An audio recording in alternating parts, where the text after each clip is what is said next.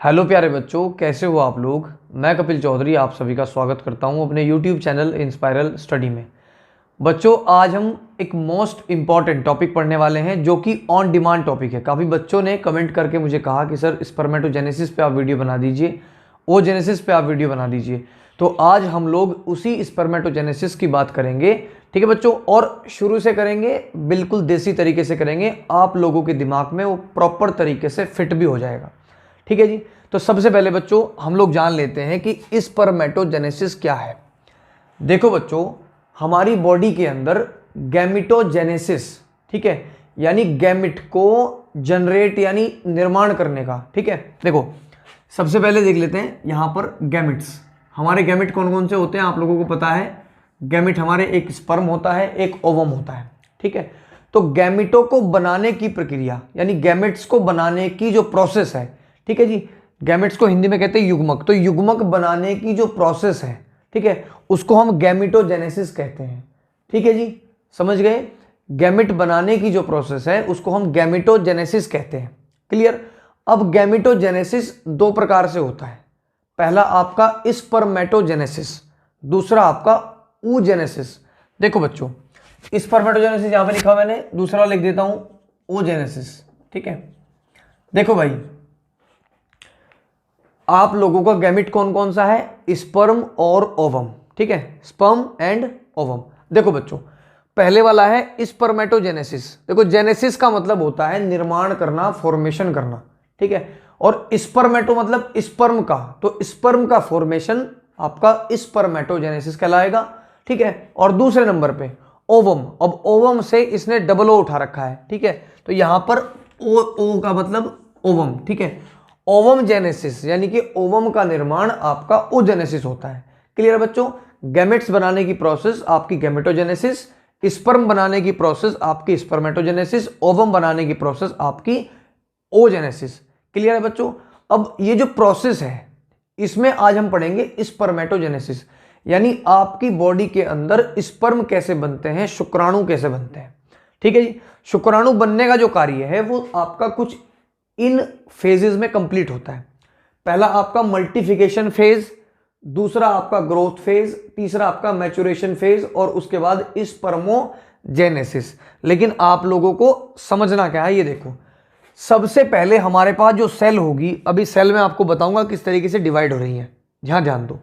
सबसे पहले आपकी जो सेल होगी वो मल्टीप्लाई होगी। ठीक है, मल्टीप्लाई होने के बाद उसमें क्या होगा, ग्रोथ फेज होगा। ठीक है, ग्रोथ फेज होगा, ग्रोथ फेज होने के बाद वो मैच्योर फेज आएगा।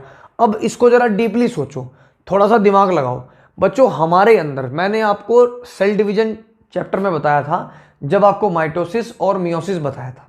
ठीक है, कि भाई अगर किसी बॉडी के अंदर, अगर किसी लिविंग बॉडी के अंदर डिवीजन हो रहा है तो उन डिवीजन में या तो माइटोसिस डिवीजन होता है या फिर मियोसिस डिवीजन होता है, या फिर कई जगह पर दोनों डिवीजन होते हैं।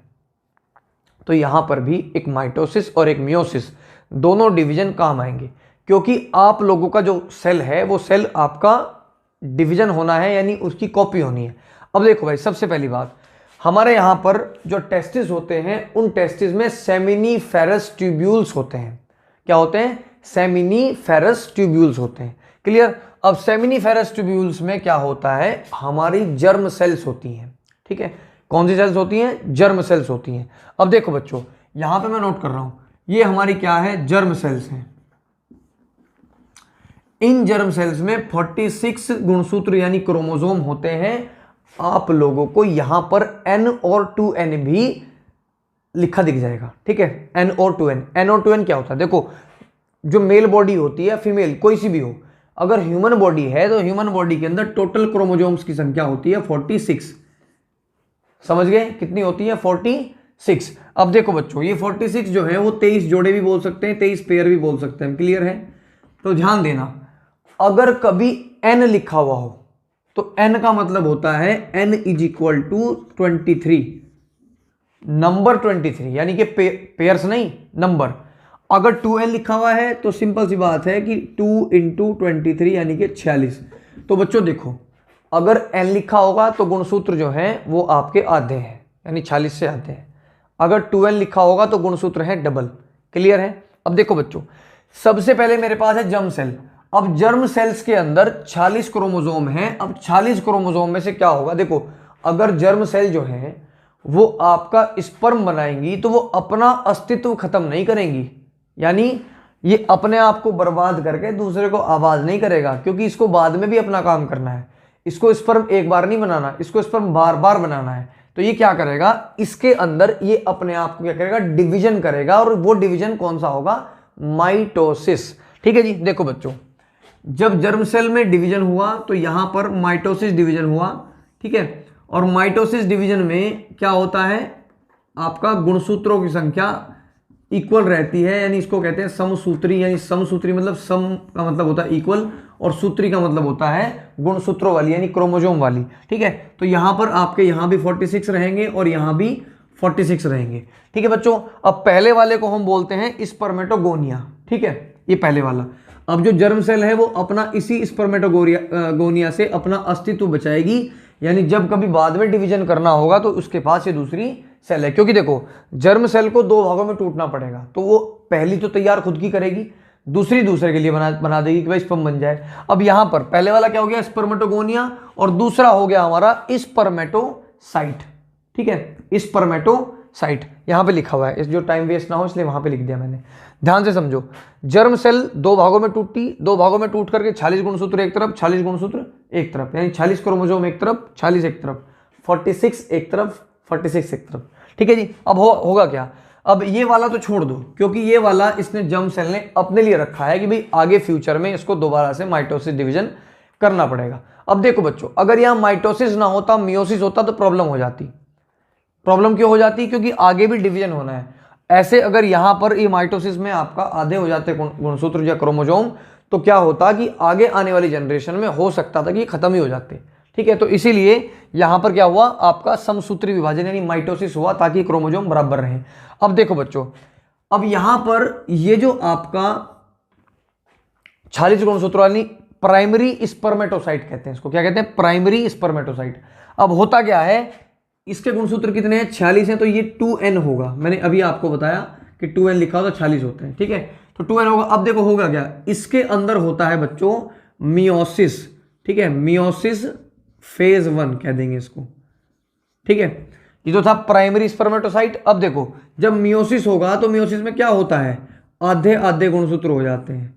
ठीक है, क्या हो जाते हैं, आधे आधे गुणसूत्र, यानी कि 23। ठीक है बच्चों, तो ये था मियोसिस फेज 1। उसके बाद इसमें भी, इसमें क्या कहा गया था आपको कि इसमें डबल डिवीजन होता है। क्या होता है, डबल डिवीजन। तो यहां पे क्या होगा, यहां पर भी आपके n, यहां पर भी आपके n, यहां पर भी आपके n, और यहां पर भी आपके n। तो देखो बच्चों, यहां पर जो आपका 2n है उसको कहेंगे डिप्लॉइड, और जो n है उसको कहेंगे हैप्लॉइड। हैप्लॉइड का मतलब है कि गुणसूत्रों की संख्या 23 है, और डिप्लॉइड का मतलब है कि गुणसूत्रों की संख्या 46 है। ठीक है जी। अब देखो भाई, जब यहां पर आ गए हम कि हमारे पास ये स्पर्मेटिड लिख गए। ठीक है, स्पर्मेटिड्स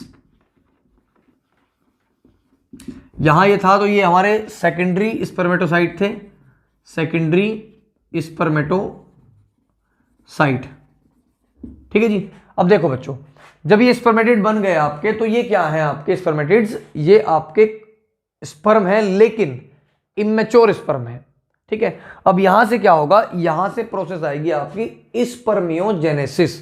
ठीक है बच्चों, अब देखो जब यहां पर ये एन बन गए थे तो उनके अंदर बेसिकली ये सेल है। ठीक है, एक सेल ही है। तो यहां पर क्या होगा, अब स्पर्म का निर्माण होगा, यानी प्रॉपर पूरी सेल का निर्माण होगा। तो बच्चों उसमें क्या होगा, स्पर्मियोजेनेसिस की 4 स्टेज होती हैं, 4 फेजेस होती है। पहली आपकी गोल्जी फेज। ठीक है, गोल्जी फेज, देखो आपने पढ़ा था जो गोल्जी अपैरेटस होता है सेल में, वो आपके स्पर्म का एक्रोजोम बनाता है। ठीक है, एक्रोजोम मतलब ऊपर वाला जो पार्ट होता है उसमें एक्रोजोम होता है, वो बनाता है। तो पहली होती है गोल्जी फेज। इस गोल्जी फेज में आपकी स्पर्म का एक्रोजोम बनेगा। ठीक है जी। उसके बाद होती है बच्चों एक्रोजोमल फेज। इसमें आपका क्या होगा, वो एक्रोजोम और जो न्यूक्लियस है उसका क्या होगा, फॉर्मेशन हो जाएगा उस टाइम। उससे नेक्स्ट बच्चों टेल फेज। अब बनेगी इसकी टेल। ठीक है, और टेल बनने के बाद है बच्चों मैच्योरेशन फेज। देखो भाई, जब आपका ये स्पर्म बनता है तो स्पर्म बनने पर उस टाइम इसकी टेल नहीं बनती, यानी कह सकते हैं कि नॉन मोटाइल होता है, चलने फिरने में ये नहीं चल फिर नहीं सकता। ठीक है, लेकिन जब बाद में इस फेज के सामने गुजरता है तो इसमें टेल बन जाती है ना। और ये मोटाइल हो जाते हैं। मोटाइल मतलब ये चल फिर सकते हैं। भाई सिंपल सी बात है कि अगर मेल बॉडी से स्पर्म जो है फीमेल बॉडी में छोड़ दिए और वो वहाँ से चल नहीं सकते, है ना, वो वहाँ से जा नहीं सकते, तो फिर एक बात बताओ, स्पर्म बेकार करके फ़ायदा क्या? जब उसमें टेल ही नहीं है, जब वो मोटाइल ही नहीं है, तो वो आपका किसी भी तरीके से फर्टिलाइजेशन में हेल्प नहीं कर सकता। ठीक है बच्चों, तो आज की क्लास स्पर्मेटोजेनेसिस की आपको कैसी लगी कमेंट करके ज़रूर बताना। आज के लिए इतना ही बच्चों। इंस्टाग्राम पे आप लोग फॉलो कर लो, इंस्पायरल स्टडी के ऑफिशियल अकाउंट पर 50-51 सब्सक्राइबर हैं। कम से कम गुरुजी की इतनी तो लिहाज कर लो कि भाई इस पर कम से कम 100-200 और बढ़ा दो। कम से कम मुझे ये तो लगेगा कि यहाँ पे बच्चे इंस्टाग्राम पे जुड़े हुए हैं, अच्छी अच्छी पोस्ट डालता हूँ वहाँ पर तुम्हारे लिए।